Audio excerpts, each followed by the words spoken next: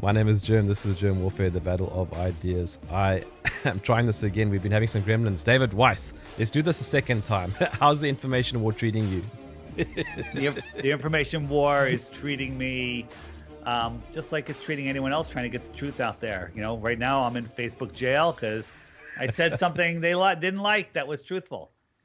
I've been put in Facebook jail for actually quoting information straight from the CDC website. What did you say? I pointed out how many people, according to them, how many people died because of this thing that they got in their arm. This thing. And just using their numbers, which are admittedly underreported, but they don't like that. I don't believe any of that stuff anyway. So you're talking to the converted. I'm with you. I'm just saying. You asked me how the information war is doing. It's crazy to believe that like you tell the truth. You can't even tell the truth anymore. Although flat Earth, though, they don't ban it. They just make it hard to find. Like if you Google flat Earth, you're going to end up with complete and total garbage. You end up at the Flat Earth Society. They'll show you a disc like this floating in space. Like, oh, flat earthers believe we're a disc in space with a dome over us. No flat earther believes that. No flat earther.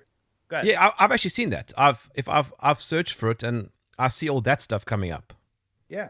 Or you get this, we're a pancake floating in a heliocentric solar system.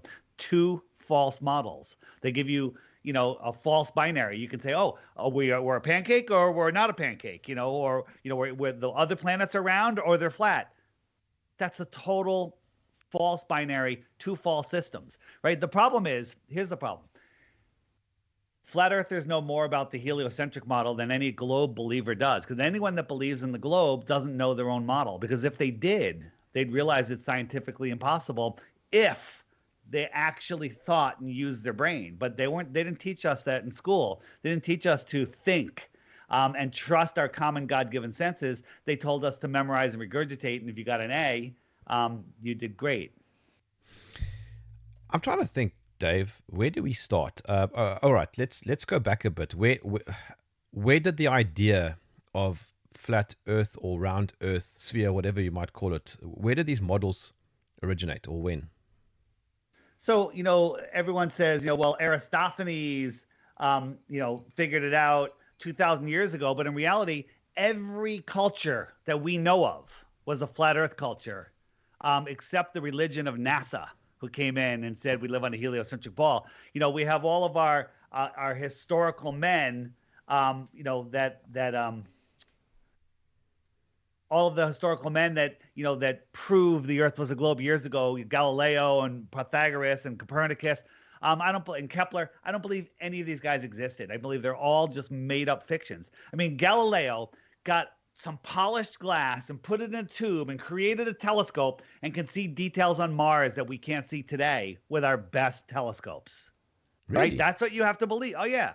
I mean, the stuff that, the proof that there's other balls in space is absolute insanity. And then if you try, and we can get into any part we want, I know we only have limited time, but if you actually pay attention to the numbers that they tell you, we can determine things that are not true for real. The honest truth is, we don't know what this place is, but we know that it's horizontal and level, which also can be described as flat.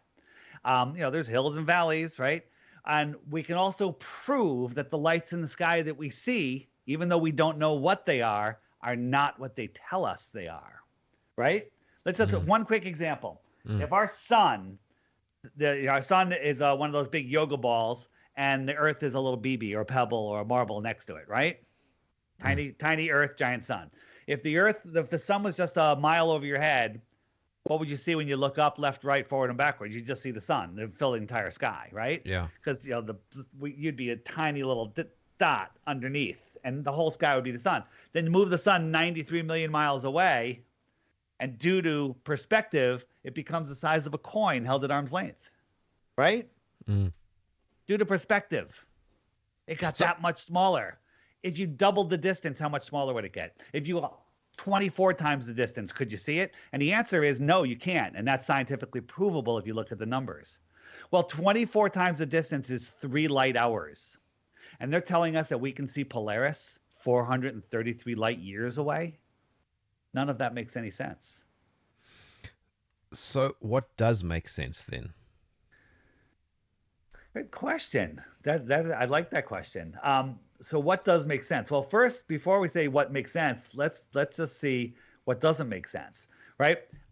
I'm gonna ask you 3 questions. How fast is the Earth spinning at the equator? You probably know this one. Actually, I don't know how fast it's spinning. It's spinning 1,000 miles an hour. So if you're in Ecuador and you're watching the sunset, you believe that you're falling over backwards faster than the speed of sound. And that's why the sun appears to be going down. Hang on, David. Hang on. You're talking in miles. I don't work in that system. What's that in kilometers? It's just basically double it. Okay. Oh, okay. So it's quite fast. Basically double it. Yeah. Faster than I said, faster than the speed of sound. Okay. It's 1.5 times the speed of sound. Okay. We're orbiting the sun at 66,600 miles per hour. Sorry. So whatever that is, it's very fast. And we're chasing the sun at 500,000 miles per hour. It's like 800,000 kilometers per hour. Just keep working in miles. I'll figure out the numbers later. We're traveling 4.5 billion miles every year, never to return to where we were before. But somehow when we look up in the sky at night, none of the stars ever change. Go out tonight, find a spot that you can stake out, take a picture of the stars at a certain time, and then put a note in your calendar to go out and do the same thing, same time, same night, next year, same spot, and then compare the pictures. Every single star will be in the exact same position. How is that possible when this is going on? In fact, David, isn't that the case for thousands of years? Weren't they looking at precisely the same stars even 2,000 years ago? You wouldn't look at the same stars 2 nights in a row, let alone 2 years in a row, let alone 2,000 years in a row, right? They don't move, right? The stars circle around a center point, right? This is the hypersonic sled track. Anyone can Google this, hypersonic sled track. You get this exact video, and when you hear it, it's crazy. I have a sound issue. I can't get the sound to play. Watch it go by a Mach 8.6. Ready? Watch. Okay. Ready, and can't even see it. Okay. You have to believe that we're orbiting the sun 10 times faster than that. And we're chasing the sun 100 times faster than that, because a man in a bow tie who lies told you. But when we go out in nature, we can see a lake like this, right? We can see nature like this. Now, what does your common sense tell you about these images? That the container of this water, which is the land that is higher than the water, that's the container. This water is sitting in a basin, and the land is containing it. It's not moving, because if you stomped your foot on the ground next to it, ripples would go all the way across that lake. If you moved it, get a dinner plate and in a car going 100 kilometers an hour and fill it with water, and then have that car speed up, slow down, or take the slightest turn, the water is going to be gone. How can we be traveling these supersonic impossible speeds in a space vacuum, which is another problem, and have water that looks like this? This water is flat. Large bodies of water lay flat when at rest. Testably, measurably, provably flat. If we lived on a ball, there would be a physical horizon. So as the boat goes away, it disappears behind the ball. You can't see the bottom part of my fingers. Zooming in doesn't help, because there's a physical horizon right here. This is the physical horizon. But when we look into the distance, we can see too far. For example, here is a horizon, and it's where the sky meets the ground. So this is, and as I zoom in, I'm actually just increasing the angular size. And as I do, you can see, oh, look, there's a boat there. But where was that boat when we started? Watch it disappear. Now, like this boat's going away. We're just zooming out. And watch these waves on the bottom here. These little waves in the foreground will block out the boat from the bottom up. Look, the hull is missing. And the whole thing disappears.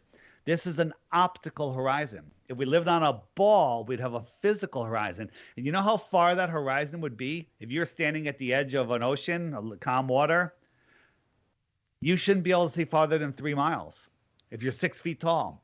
There's 6 feet of drop on the 24,901 mile ball, but we can see things way, way farther, right? And people go, well, we don't know how far that boat is. I'm like, all right, we know how far this oil rig is. At 9.4 miles away, we have the camera 1 foot off the ground. According to globe math, curvature formula, there should be, the horizon should be 1.2 miles away, right? There should be 59 feet of hidden rig. 59 feet of this. That's 6 stories. Should be hidden. But not only can we see the entire rig, we can see the surface of the water for miles and miles beyond it. That should be hidden behind a physical curve, and it's not. No curve, no sphere. Please go on. So listen, Jerm, I really appreciate that you're listening and thinking, because a lot of people don't. Okay, a lot of people don't. So this is kind of hard to see, but right here, the back of this deck, these fishermen on here, you can't even see them because they're behind this wave. This is a wave right here, right? And if I zoom out, I'm not even gonna be able to see this water. I'm gonna see the boat from here, and it's gonna look like it's over the curve. It's gonna look like it's behind a curve. And it's all how our eyes work. They never taught you about the angular resolution limits of your eyes. They never taught us about the inverse square law of light, how light spreads out and gets thinner and thinner, just like sound spreads out and gets thinner and thinner until you can't hear it. Light does the same thing, and it exponentially gets dimmer and dimmer until you can't see it, right? They tell us our sun is 8 light minutes away, 24 times farther. It's provably too small to see. The brightness issue is a whole nother issue. Polaris is 48 times bigger than our sun, so an equivalent distance where you could not see Polaris would be 6 light days away. 48 times 3 hours is 6 light days. 6 to round up to a week. At a light week away, the distance light travels in a week, it is scientifically provable that we could not see Polaris. And Polaris is 433 light years away, and we can see it every night with our own eyes. They're lying to us. Now, Dave, what is Polaris? I don't know. Is it the throne of God? I couldn't tell you. I don't know. I can't reach it. I can't measure it, right? Like if you can't reach or measure something or touch it, then you don't know how big it is. You don't know anything about it, right? Like, for example, people say, well, the moon is the moon's a sphere. Well, is this a sphere right here? Yeah, it looks like one. Well, it kind of is, but it's a half a sphere. How about this one? Is this one a sphere? It looks like one. It does look like one. How big is it? Well, you know how big it is now because their hand touched it. It's about the size of a baseball, but it's not. It's flat. How about this one? Is this a sphere? It looks like one. Yes. It looks like one, but it's not. It's a bowl, right? Oh. Pretty crazy, right? How about this? Are these tables the same width and dimension? No, they do look different. I'm going to show you that they're exactly the same. And even after I show you, your brain still will not be able to make sense of it. I just showed you that they're the exact same size and width, but you still can't see it, can you? Yeah, that's breaking my head a little bit. Yeah. So my point is, if you can't touch it and measure it, if you don't know the distance or the size, you don't know anything else about it. Okay. And so when people say, well, planets and stars, and we know the distances, no, they don't. You don't know anything. You don't know what the sun is. You don't know what the moon is. You don't know what the other wandering stars are, which they now call planets, but they used to be called wandering stars. Right. And when you look at them, you know, our optics have outgrown their lies. Right. For example, here's Mars, right? This is Mars looking through a P900 or P1000 super zoom camera. Maybe a little out of focus, but what the heck is this, right? Have you ever looked up and seen Mars in the sky? It's pretty bright. Jupiter, have you ever looked up and seen Jupiter or Mars in the sky? Are you a stargazer? I've seen Saturn through a telescope. Okay, but you can see Saturn with your naked eye. And through a telescope, you can see the rings on Saturn. And the moons, okay? Yes. Yeah, well, and the lights that we call the moons. We don't know what they are, right? But you think about it, why can we see Saturn? Well, it's the sun that's bouncing off of it, right? The sunlight that's bouncing off of it. Okay. Well, if you're on Saturn, you are way farther away from the sun than we are. So when you're on Saturn and you look up at the sun, it's not the size of a coin held at arm's length. It's the size of a friggin' pinhead. It's the size of a large star, maybe. Okay? Because the sun's so far away. How does that distant, tiny speck of light up Saturn, reflect off of its non-reflective surface, and come all the way back to your eye, ignoring the inverse square law, which says every time you double the distance, it's half the brightness. So how do you have the sun bouncing off of a dusty, dirty planet and coming back to your brightness, coming back to your eye, right? So if you look at the pictures of Saturn, do I have Saturn here? I thought I had Saturn. Oh, here's Saturn. Oh, well, this is the famous picture of Saturn, and you put it into Photoshop. This is straight off of NASA's website. Crank it up. It shows that it's completely made up in Photoshop, or not even Photoshop. They didn't know that we were going to have Photoshop when they took this original picture. So, but when you look at Saturn, it almost looks like this, right? But if you look at it, the rings, every angle of the ring, every angle of the planet is lit up evenly. When you shine a light on a ball, on a sphere, there's shadows and there's bright spots. There's a hot spot, right? But why does Saturn light up perfectly even all the way across, like it's its own light? Do you want to know what Saturn is, really? Are you suggesting that it has its own source of light? I'm saying it is its own source of light. I'm not even suggesting that it's a physical object. What is it? What is it then? I don't know, man. I want to know too. It's have you seen these new planets that NASA discovered recently? Those are the bottoms of frying pans. All right. But when we look up through our own optics, this is what we see in our solar system. Here's what Saturn really looks like. And then this is what NASA and Disney give us. Okay. Right. This is reality. All right. CGI. Are you saying CGI? I'm saying like paintings, for Christ's sake, and models. Like, so this is Jupiter. This is NASA's model of Jupiter. Okay. And they use this, this is at one of NASA's warehouses, and this is what we see. This is what they tell us. This is a storm that's been spinning for millions of years, and this ring is going one way, and then the other ring's going the other way. And then they'll show us a picture of Jupiter. This was the one from 2014, looks just like that painting.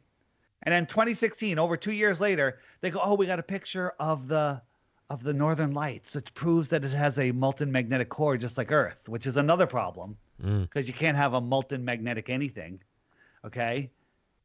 Look at this. You don't even need Photoshop to do this. You can do this in Paint Pro. Okay. But look at the problem. Every single cloud is the same. This one's just a little darker. Every single cloud is the same. Right? Sure. You see that? And then every cloud is the same. How is that possible when this is what NASA showed us of the approaching of, I think, the Voyager or whatever it was? This is over a couple of days. Look at the clouds moving just over a couple of days. And then they show you that. But nobody cares. Nobody thinks. Nobody's like, well, I'm not going to tie that to what they're showing us today because I only remember the last thing I was shown. And because, too many people can't lie, they can't even keep BJ in the White House a secret. That's all a psyop. All of that.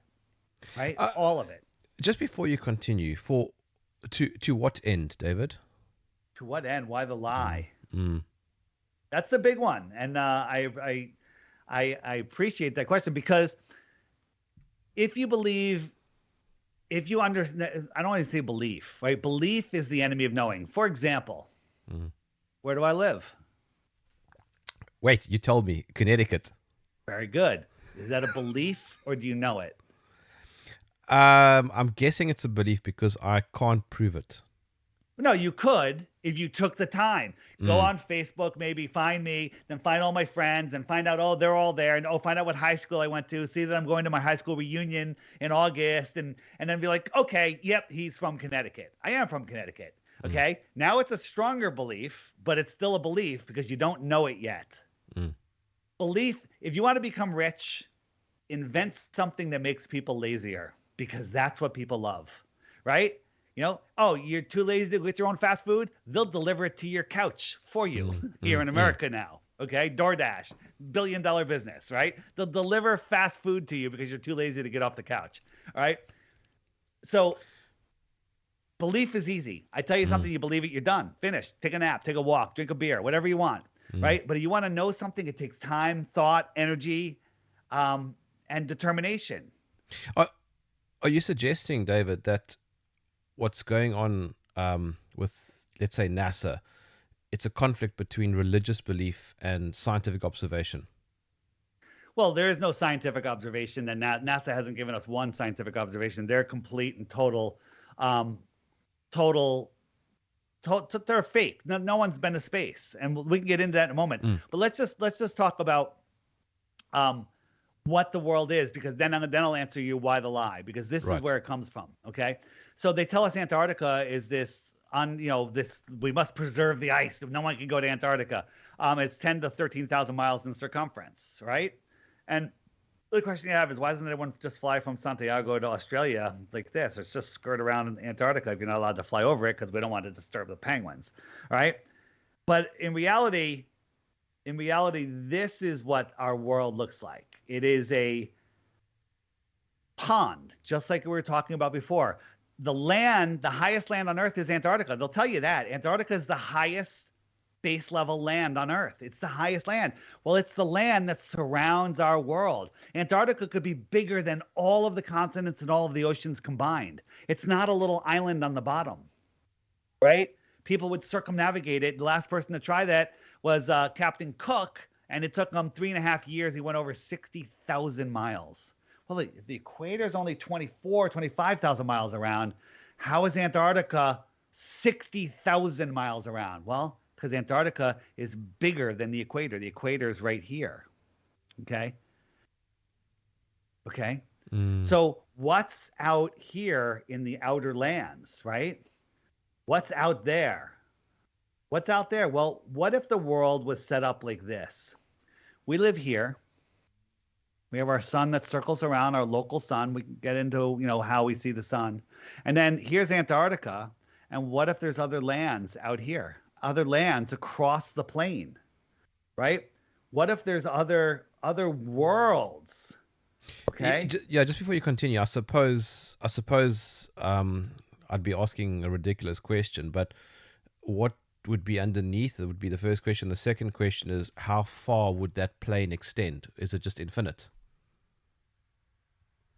It's a great question. How's your heliocentric space? How far does that go? Is it infinite? What's beyond it Yeah. if it does end? Okay. Yeah, I mean, So I agree. The current conventional explanation is ridiculous. The Big Bang, nothing into something, and then it's infinite. I mean, the whole thing does sound a bit sci-fi. yeah, absolutely. Um, what if our world was set up like this? So let's say this is our pond. We're here. Mm. Here's Antarctica, maybe a couple thousand miles wide. Who knows? And then out here is more land, extra territory, extra terra, another way to say it. If somebody lived on the extra terra out here in the outer That'd be an area, extraterrestrial. from where? Well, outer The outer space. space, the outer space. And so let's say this is our realm, our pond. Right now we live here. Let's say the real controllers of the world are living in paradise out here where there isn't tyranny. Right? There's a bunch of books, people talking about this, where people have gone through the ice wall, gone through these openings, and have gone out, and there's advanced worlds out there. What if the world was set up like this? This is one of my favorite things. And by the way, anything beyond the shoreline of Antarctica, we're speculating. There may not be any other land. There's Bible literates out there that go, that's it. God just created this. We're here. We're in our dome. I don't believe that, but other people do. That's okay. The problem is we should have the right to go explore beyond Antarctica, to see what's out there. Okay. right? What if the world is set up like this? We live here. This is the map I was just showing you right here. And then there's other realms, other pawns. Okay. These are other pawns out here. And these are other worlds. And all of the stories that we hear of the Lumerians and the Anunnaki and all of these other worlds, what if they're right here across our plane, just in the outer space? Right? And what if all these interworld conflicts, Star Wars, galactic wars, all this stuff that could easily be going on just between these worlds here across the Earth plane, close, thousands of miles away, instead of impossible space vacuum trillions of miles, right? The closest star is 25 trillion miles away. Let's just put this into perspective for a second. In the heliocentric world, the closest star is 4.5 light years. The other ones are magnitudes farther, but we're going to go with the closest one. Let's say an alien lived on a planet around our closest star, 25 trillion miles away. If we wanted to go there, let's say we got into a rocket ship that can move a mile per second, faster than anyone's ever gone. If you went for 1 trillion seconds, you've gone 1 trillion miles. Okay? Okay. At a mile per second, how long does it take to go 1 trillion miles? How long is 1 trillion seconds? Take a guess. I feel like a random guess. Random guess. If you guess it within a week, I'll give you a Bitcoin. Okay, no, I don't know the answer. You don't want to just take a random guess? Okay. But if you're right. A year. Close. 31,000 years. Okay? Now think about this. Think about this. 1 trillion seconds is 31,000 years. So if you were traveling faster than anyone's ever gone, a mile per second for 1 trillion seconds, you've been traveling for 31,000 years and you're only 1/24th of the way to the first star. This is ridiculous. This is mind-melting pseudoscience garbage nonsense. You can't fly through a space vacuum. You don't travel those distances and come here and crash in Roswell, New York, or whatever. Roswell, New Mexico, right? Area 51, I don't know if you know about that. But if you're here, these are just tens of thousands of miles away. These are a day trip. A day trip. You get home for kids, come home, come in here, abduct somebody, right? Do some medical tests on them and make it home for dinner with the kids in the outer worlds, okay? This is scientifically possible. Outer space is scientifically impossible. If you want to believe in life throughout this universe, you have to take such leaps of standing on a wobble board, so that's why I did that. If you have to take such unbelievable leaps of faith, it's too much for me. But I mean, it does sound, bonkers, obviously, because this is not what anybody, is taught. But I mean, if we come back to our own world, is going to the Antarctic completely prohibited to even test this? Absolutely. So there's a thing called the Antarctic Treaty, right? The Antarctic Treaty says that nobody. So first, Admiral Byrd supposedly went out there and said there's more land past the poles. That's a problem. Bigger than the United States, filled with resources that can power the world for years and years.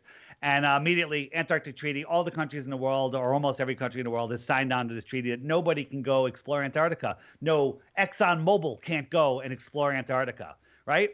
Wait a minute. There's nobody living there. There's no animals there. There's no leaves or trees or anything. And there's resources. Why can't we go there? Oh, no, you can't. Go ahead. Take down the Amazon. That's fine. But don't disturb the penguins. Okay?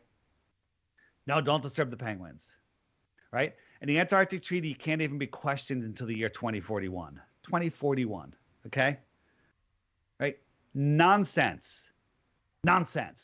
We should be able to explore Antarctica, and the way to do it is on airships.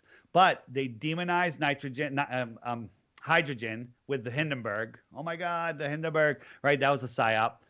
And NASA owns all of the helium companies in the world, and they consume more helium than everybody else. And there's always just a helium shortage where there's just enough for party balloons and whatnot, but not enough to economically start a airship company. Why would NASA own all the helium companies? Because that's a great question. Because I'm going to show you my. Are you familiar with my app? I am not. I humbly apologize. It's okay. So it's called the Flat Earth Sun, Moon, and Zodiac Clock app. And if I hit the web button, which is more resources, and I scroll down, there's this puppy right here that says rockets are balloons, balloon rockets, faking space with blimps. Um, this makes a lot of people cry. All of those rocket launches you see, they're fake in many different ways. Some of them are holograms. Some of them are miniatures. Some of them are pure CGI. No one actually sees them. And some of them that people get to witness from great distances are blimps, are balloons. Okay. And once you understand that all of space is fake and it's all to make you think you live on a ball, then you start seeing through all of the other things that are going on in the world. You know, I used to wake people up to a thing I called exposing the big three, which were three big events that happened here in America. The one that happened in New York, the school thing that happened in Connecticut, and then the thing that happened at the Boston Marathon. And basically completely destroy those things. And then people just go right back to sleep. They go back to work. But when you wake somebody up to the fact that the thing that they're standing on is not what they've been told, once they see it, they become, I would say, obsessed, but that's not a good word. I would say they become enthralled with the new information and the ability to see. You know, this whole world is based on fear. Fear that an asteroid's going to hit us, fear that we're running out of fuel, fear that we're running out of food, fear that we're running out of space, too many people. All of that is lies. They're lying about the population of the world. Can I ask you a question, David? You mentioned asteroids, and I didn't want to break your line of thought there, but what are meteorites then? So the lights that we see in the sky that we say are meteor showers, those are electrical phenomena. But again, if I hit the frequently asked questions button, scroll down to the bottom line, meteors and asteroids, click that button, and up comes list of videos that YouTube doesn't want you to see.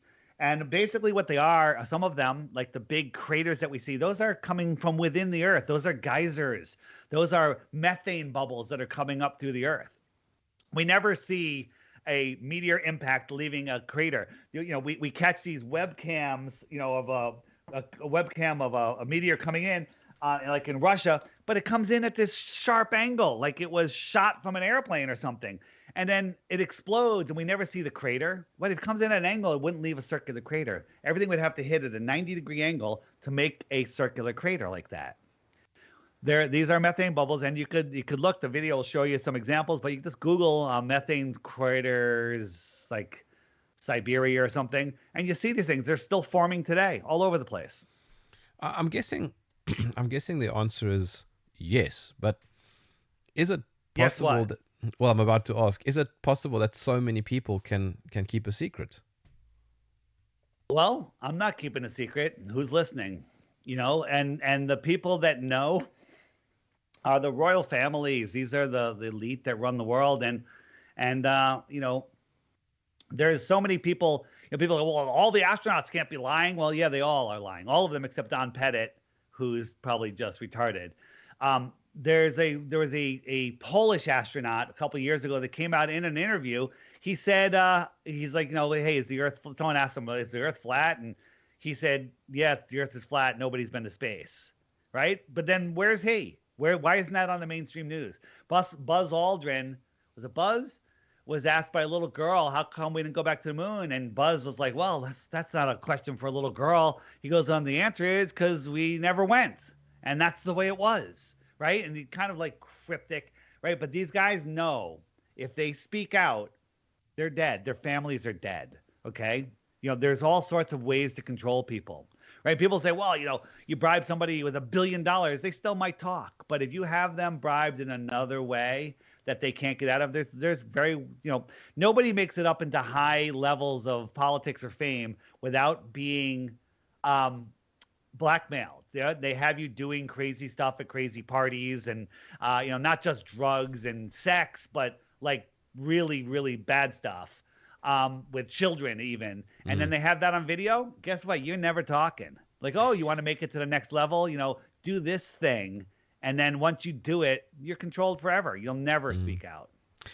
I have so many questions, but I really don't want to throw you all over the place. But I can go anywhere. Hit me with your questions. whenever you mention something, it triggers a thought. Like, for example, satellites and the ISS. Mhm. What's going So what's going on there? so satellites. Think about this. Once first, if you Google satellites from space, satellite in space, there are not a single picture of a satellite in space, just cartoons. Interesting. And I used to when I go on vacation in the Caribbean, I would late at night I could watch. Oh, there's a satellite, just like going across the sky. Do you think you could see a Volkswagen Bug car at a mile away? Well, No, maybe you could. Can you see it at 100 miles away? Mm-mm. Can you see it at 200 miles away? No. Right? Satellites are smaller than the car, and they're farther than 200 miles away. 250, 300, 400, 500 miles away. And you can see that with your naked eye? No, you're seeing something else. Okay? You're seeing something completely different. Then people go, well, what about the Himawari 8? The Himawari 8 satellite that takes a picture of the Earth every 10 minutes or something. Well, we found a NASA server with this is an open FTP server with all of the images, and they show us this is weather data from radar, and then they wrap it on the weather data. They wrap it on a map, on a sphere. Then they add a terminator line, right? So they take the date here, and we have all of the images. Now they add the terminator line, and this is a shot from the Himawari 8. Well, let me ask a question. How did the Himawari 8 see these shadows if they were in night? Because this was also on the server. This is showing you absolute proof that they're faking it. This is absolutely faked, right? And this is the only picture we have of the Himawari 8. Does that look real? Of course not. Of course not. So when and then getting back to the helium, NASA uses helium to launch satellites, right? They admit they have tens of thousands of satellites hanging from balloons. Okay? Some of these balloons are bigger than football stadiums. They can keep the satellite in a stationary spot for years. They can electrostatically raise it and lower it into different air currents to keep it circling around a certain area. Okay? Satellites. This is a satellite. Okay? This is a satellite being launched in Antarctica. Okay? They can lift up to, I think, 8 tons or 8,000 pounds, something like that. Something huge. And these things go up there, and they're crashing all around the world. And everybody has a high-def camera in their pocket, and they're getting pictures of them, right? But getting back to the size, you ever stand next to a 747 on the ground? It's quite big. It's quite big. Can you see the engine in this picture right here? See the engine? Mm. Okay. Can you see the engine up here on the 747 flying at cruising altitude? No. Well, do you know that that's only 5 miles up? And you think that you can see a satellite that isn't as big as that engine at 250 miles up? Absolute insanity to believe that you can see a satellite at that distance. It doesn't work. Even if the satellite had a mirror and that was aiming it at your eyeballs, reflecting the sun, you wouldn't be able to see it. But it's not a mirror. Satellites aren't reflective like that. What about the ISS? The International Fake Station, I call it. Yeah, so the ISS is do you know that China has a new space station? Mm-mm. Yeah. So one thing about our ISS is it was I would say it's the most it's probably the best the most technological advanced thing we've ever built. But there's not a single photo or video of it being built. Not a single photo or video of it being built, right? And China just put up another space station like a year or two ago. And there are no photos of that. No photos or videos of it. And why does it always look like they're in an airplane? You know what a zero-G plane is? Yeah. A zero G flight. That's one way they fake it. But these guys are supposedly in space. Okay. There's a problem here. That's a glass of water sitting on the counter. There's a glass of water sitting on the counter. All right. And then here's another image they showed us. This is from the space station. It looks kind of flat. Wait a minute. Hold on. It's more pear-shaped. Wait a minute. This is from the space station. This is just a warped lens. Okay? This was from their live footage. Okay? But just on that, a guy from my neck of the woods, quite literally about 25 minutes away from my house, Mark Shuttleworth, went to the space station, and it took him 2 years of training. He's lying. Sorry. He's lying, or he's MK Ultra hypnotized and he actually thinks he went. Okay? So if you look at there's so many things. Let me see what I have here. This was from live footage the other day. Here's the Dragon capsule they're showing us. Take a look. And then here's another view. Now look, here's the Earth curve. And here's the Dragon capsule. And then the camera switches, and now it's perpendicular to the Earth curve.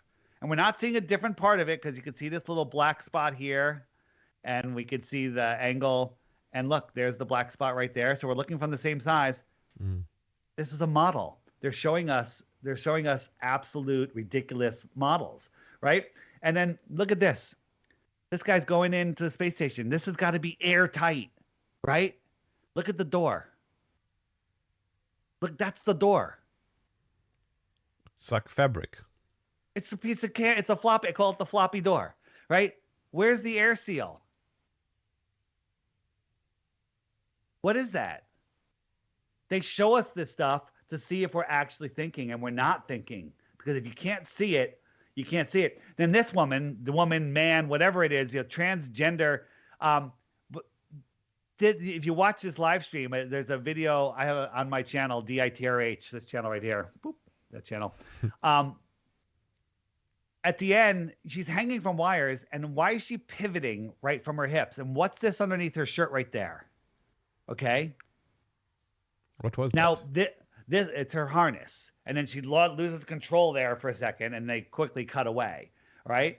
But the question you have to ask is, now looking at this girl, I think that she's totally hypnotized. She's hanging from wires, but she's told to ignore the wires and pretend and believe that she's in space, and that's an easy thing to do hypnotically. But if you look at her, she seems like a very brain-controlled person. So is this a liar? No, she's a victim. But is that thing that's on her belt, is that not the receiver for the microphone? No, it's not. And if you watch the whole video, which I on my channel, you'll see. Here's another thing. They're all having their lunch. They always have so many outfits and stuff. Where are they doing their laundry? Right? They're working out for 2 hours a day, sweating, disgusting, in a zero-G environment. How do they wash? They've been up there for a year. Okay. What's this fruit doing sitting on this table here? Again, we had water in one. We have fruit on the other, right? Right? And then you have Don Pettit, who's the other guy that might think he's in space. He said he took some plastic and taped it together and was able to drink coffee out of it, like a cup, because he misses drinking out of a cup. But watch what happens. Oops. The coffee loses sync with the cup because it's CGI. The coffee loses sync with the cup.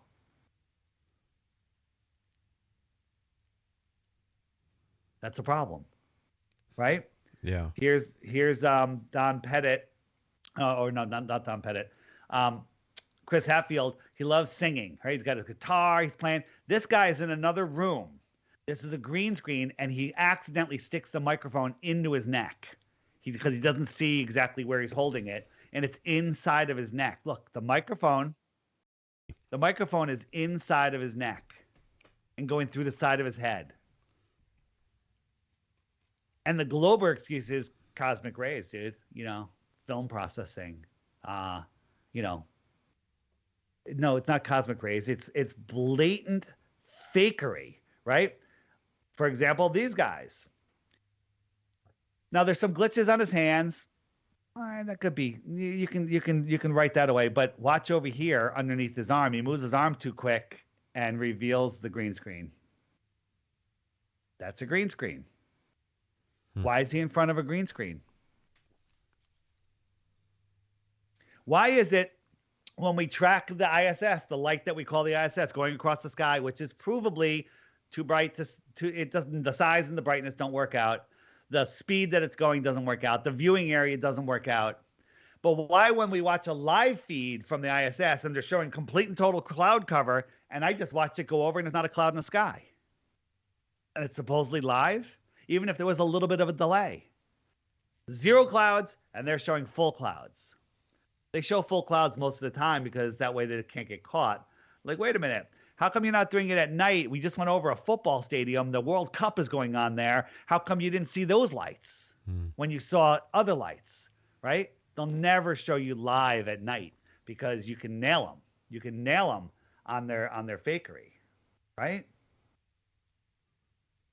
This is one of my favorites. These guys are, they're always flipping the microphone around. This guy's flipping his hat around. But in the background, this guy goes floating by. He's way far away. So I zoomed all the way in, and you could see his harness and the wire he's hanging from. Something went wrong with the layering, and they weren't able to get rid of it. If they're lying once, and then the NASA apologist fanboys come back and go, well, it's for safety. They're using harnesses for safety. How do you use a harness for safety in zero gravity? Wouldn't the wire just wrap around your neck and strangle you? Okay. Then watch what happens here. In the script, he in the blue is supposed to hand the hat to the guy in the green, and he's supposed to put it on the wall. But he makes a false move, and the guy lost track of where the stuff was in the monitor because they're looking at a monitor. Watch. And he moves his right hand, and he thought he was passing him the hat, and he puts it away. I'm just looping it here. He's like, oops. And then he realized, oops. Look at him. He's like, oops. Okay. Here's the thing, Jerm. Before the show, you said to me, I'm not a flat earther, but I want to have a respectful conversation. I really appreciate your conversation. Not like the not Professor Dave guy who we've completely destroyed. You don't have a single proof that the Earth is a globe. How can you be a globe earther? Are you a globe earther? I am, but why? So you have to have to be something. You have to have one reason or more to be it. What is your one reason? I can't prove it. I can't prove it. It's just that's what I was taught. But that's what you were taught. Okay. So is your teacher a liar, or is your teacher the one that memorized, regurgitated, got straight A's, and became the new teacher? I mean, like with everything else, they're just parroting what the curriculum is. They're the ones that memorized it the best, and that way they become the teachers, right? This is a ball filled with helium, so it's floating. This is not real, but she's playing with it, right? There it is. They even beamed it in with a little beaming rays, right? And this is called augmented reality. This is how they fake stuff. Why are they faking stuff? If they're really in space, show us that you're really in space, right? Why do they have so many glitches where everything that's floating glitches out and everything that's not floating stays perfectly clear? Oops. Can I ask you a question that's not related to what you're talking about at this very moment, but you can always come back to it? No, we can move on.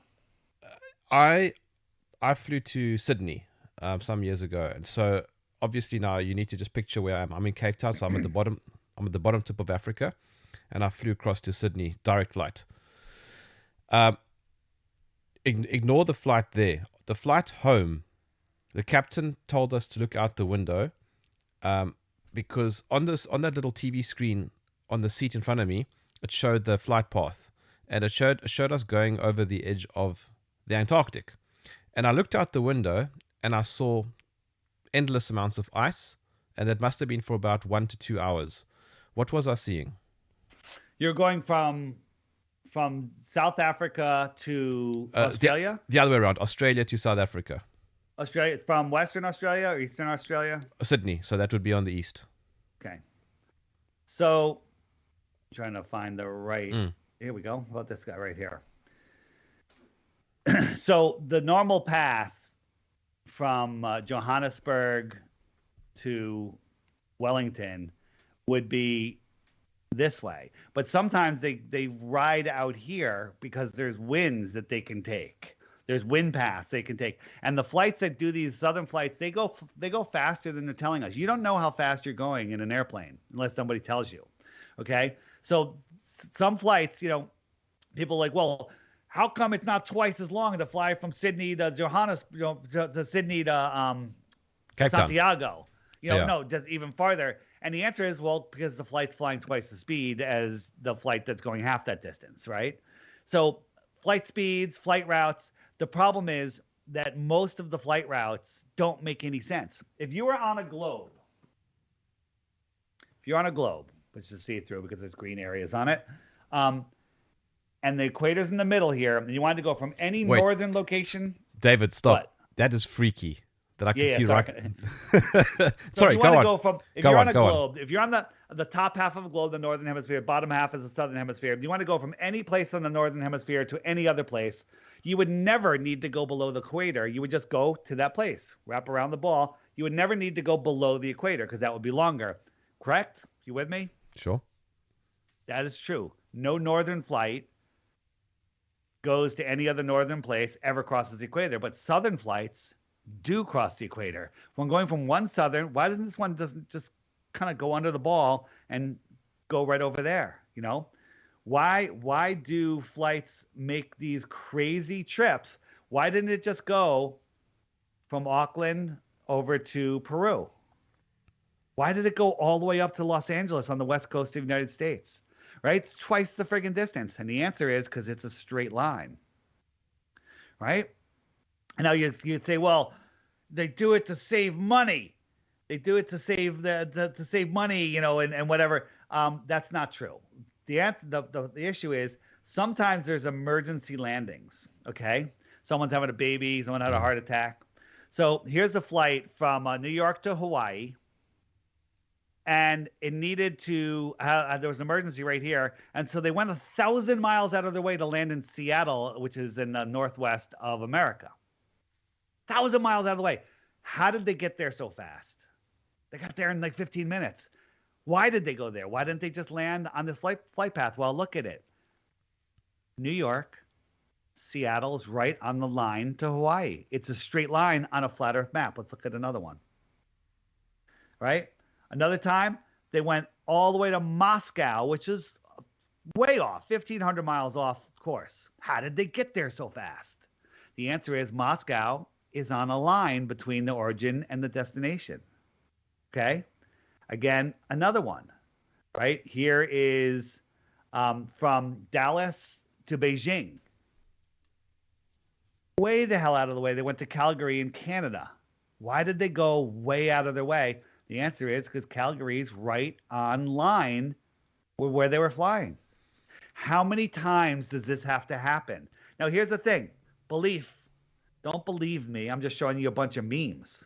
Okay?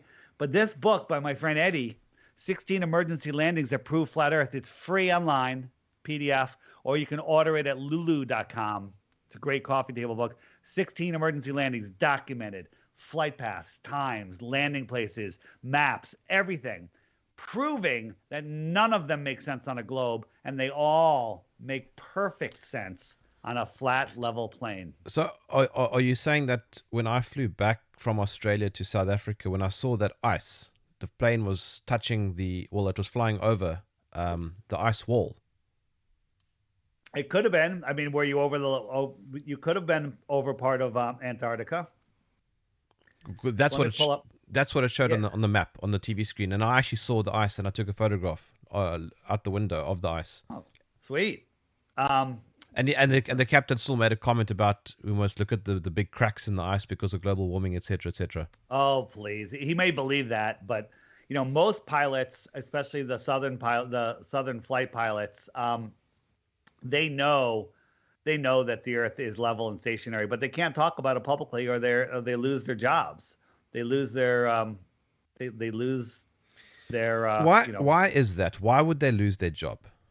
Come on, you want someone flying a plane that thinks the Earth is flat? That's archaic. He's probably not responsible. It's all social peer pressure, and maybe the people that would fire him would just think that he's crazy. Maybe the people know, like, hey, we got to shut this guy up. We had a whistleblower pilot for KLM come on our show, Globebusters, which is a weekly show we do on Sundays on YouTube, Globebusters, and the next day she was fired. She was grounded and fired. Yeah. So that's the thing I don't understand. And that's the thing that always gets my alarm bells going is why the firing? Why the censorship? So getting back to your question, why the lie, right? They don't want us to know that we are at the center of creation. They don't want us to know that this place was made for us. They want us to feel like we're a random accident floating through an infinite universe. We're a speck flying through the middle of nothing on our way to nothingness.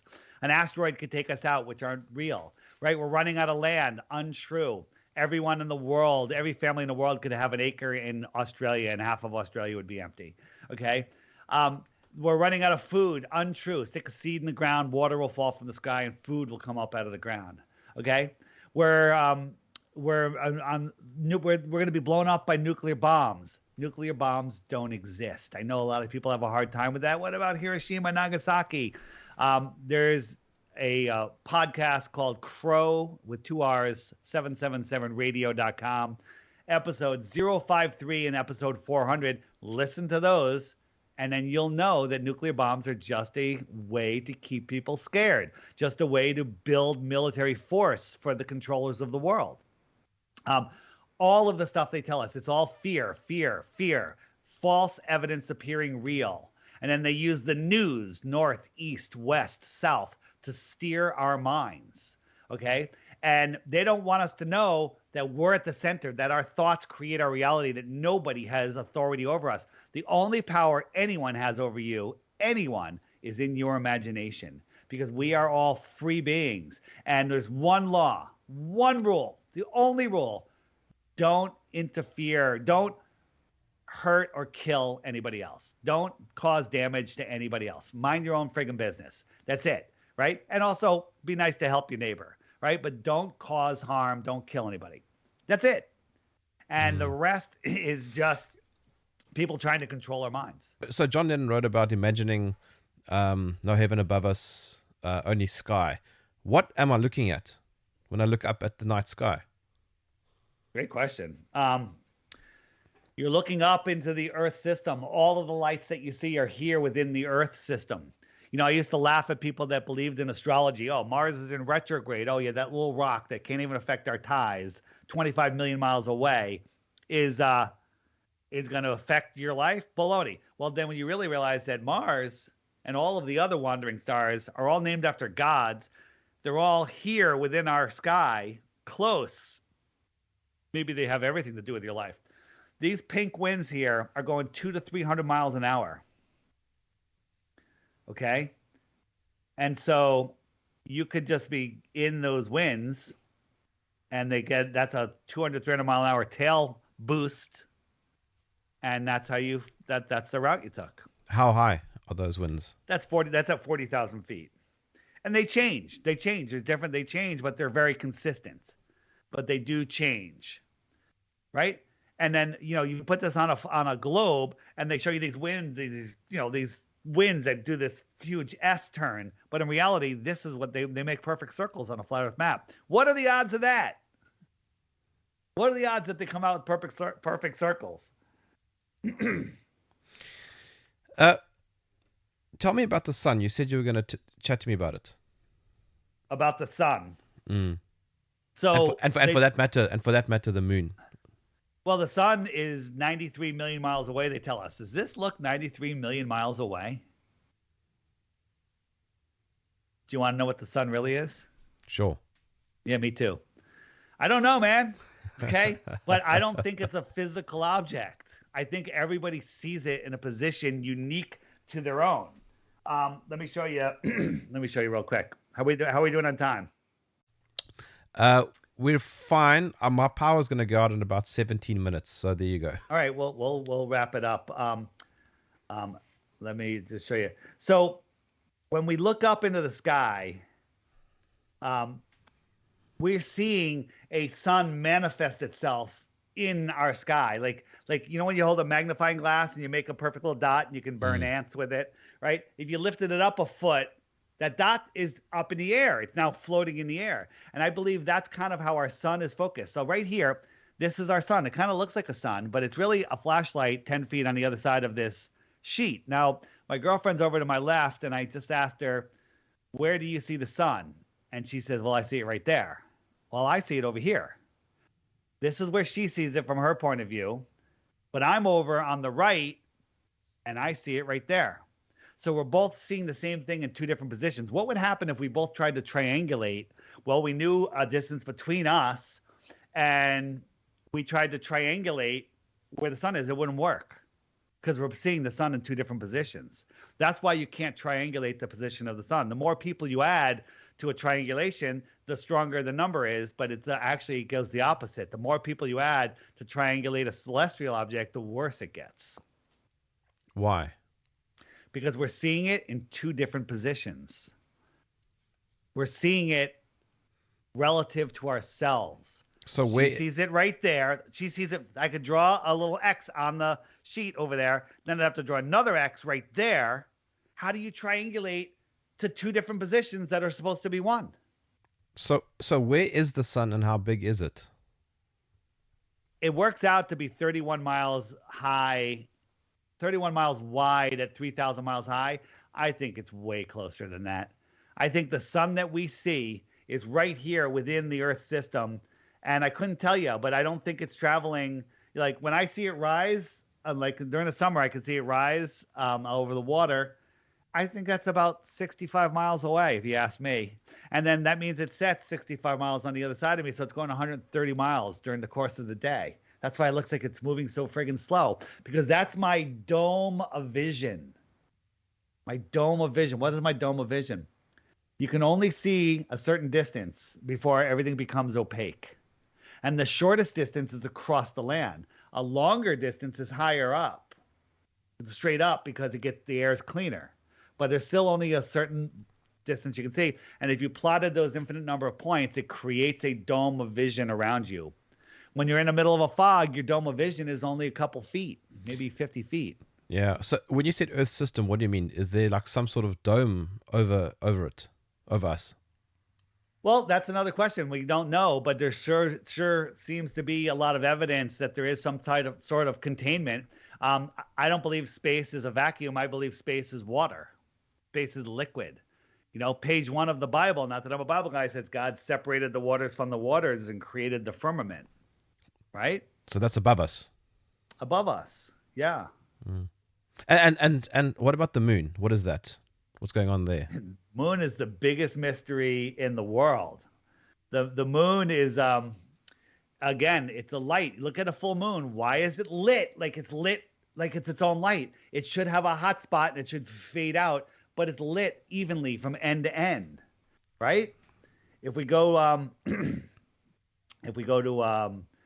if you look at the moon when there's some clouds in the sky, the moon will light up the clouds that are right near it and not the clouds that are away. If it was 238,000 miles away, it should light up all the clouds that you see, right? Why is the moon evenly lit, right? If the moon's a dusty, dirty ball, how does it reflect light all the way back to Earth? If you use the inverse square law of light, which says every time you half the distance to a light, it's 4 times brighter. When you're looking at a full moon, let's say it's 1 lumen, halfway to the moon, it would be 4 lumens. Halfway again, 16, halfway again, 64. You keep doing that until you're 100 miles from the moon. And the moon would have to be like 60 to 70 times brighter than we see the sun from Earth. Mm. It's not. It's right here. It's within the Earth system. I say the Earth system rather than the solar system. Right? Sure. Yeah. And then the optics, like looking up at the sky is no way to prove the shape of the Earth. But people say, well, if you got a flat disk moon, I'm not saying it's a flat disk moon. How do we see the same face? How come it's always a circle? Well, look at this guy in this pool. He's facing us. Well, look, it looks like he's facing us over here. Right? He's facing forward, but as the camera goes, his body, the face, if that was the face of the moon, Watch, as the camera comes around, it's always facing the camera. Optics. Okay? So when you're looking up at the sky, don't tell me what shape the floor is. Look at the lights in your ceiling and tell me what shape the floor is in your room. Makes no sense. Sure. So that is quite creepy. Before it's quite creepy. So let me just run through my app for a second because here's the thing that gets a lot of people. You Google flat Earth, you get nonsense. You get all propaganda. Why are they hiding flat Earth? Now I'm interested. Wait, the government is trying to hide flat Earth? So when you start looking into it, like, how do you find the information? Well, there's some good websites. My app, which everything can be found at flatearthdave.com. This is the Flat Earth Sun, Moon, and Zodiac Clock app. Everybody loves it. And here's the challenge. I'll give you 3 Bitcoins for 1 proof of the globe. Every day there's a new video right here. You just tap the thumbnail, bam, the video comes up. Watch that video every day for 2 weeks. At the end of that 2 weeks, if you think the Earth is a globe, send me 1 proof and you get 3 Bitcoins. But before you do, you have to hit the question mark. And up come the most frequently asked questions. Like, hey, what about ships over the horizon? What about eclipses? What about the tides? What about gravity? Right? What about seasons? Can you quickly tell me about the tides? I wanted to ask you earlier. Yeah. So the tides. So let me see what we have here. So the tides don't make any sense on a flat Earth, on a globe Earth, because there's like crazy huge tides in the north and no tide at the equator. The opposite should be true. So I'll get these ads running here. I just wanted to show you this one. Here we go.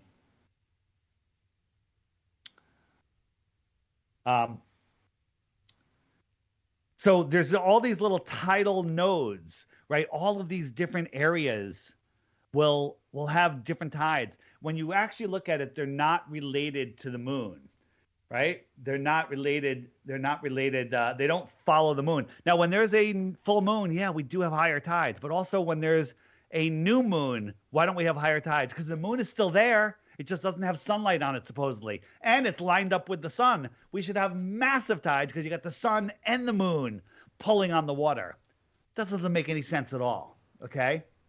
Doesn't make any sense at all, right? There's Earth, and we have a high tide here. We have a high tide here because we have a moon, right? The moon's supposedly pulling on the water, and it's pulling the water away. This is the helio-nonsensical explanation. It's pulling the water away. But then why is there another high tide on the other side of the Earth? You know what the helio-nonsense model answer is? Because the moon is pulling the Earth away from the water, creating a second bulge. This is the story that you have to believe to be a heliocentrist, okay? It can pull trillions and trillions of tons of water up and away from the Earth, but it can't affect a raindrop. It makes no sense, right? Yeah. It makes absolutely no sense, right? But my head was the moon. It's pulling the water away from the Earth here, and it's pulling the Earth away from the water here. Okay? This is what they tell us. That alone should make you, give up on the helio-nonsensical model. These are high tides and low tides. Like, how the heck does that relate to the moon? None of it does. Now, what are the tides? Great question, right? The whole sun, earth, moon is a giant battery system. The salt water carries the current. That's why there's no tides in fresh water. Well, if the salt water is carrying the current of this battery system, maybe that's why there's tides. There's also some belief that there is at the center, at the north, that the water goes in and out twice a day. Like the earth is breathing in and out twice a day. And that's why you have these massive tides in the north. Can't go there. I don't know. Let's come in for a landing. So the Flat Earth Sun, Moon, and Zodiac Clock app, it's $3. That's it. But on it, there is a premium feature where you can send messages to other flat earthers. These are the flat earthers that are near me. And I could tap on any one of those dots. I could see their profile. I could send them a message. I could send out a group message. Like right now, I have it set for 50 kilometers. I could send out a message to 403 people. I'm having a meetup over at Jerm's place at 7 p.m. Give out your address, and then all of the people will come, and you'll have a big party. All right?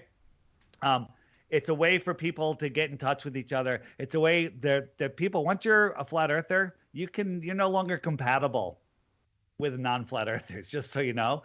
People know that. But flat earthers have the advantage because once we see the flat earth, we're never going back to the globe. And anyone that hasn't seen the flat earth, they always can come over. There's always time for them to come over. And most people that have brains will eventually see. So they're using it as a dating app. They're using it as a jobs app, right? So where are you in South Africa? I'm in Cape Town. Cape Town. So I've been on a bunch of radio shows there. Are you all the way down here? Yes. So there you are. We have some flat earthers in Cape Town, and you can go on the app. You can tap on their dot. You can message them and have another conversation with a real flat earther.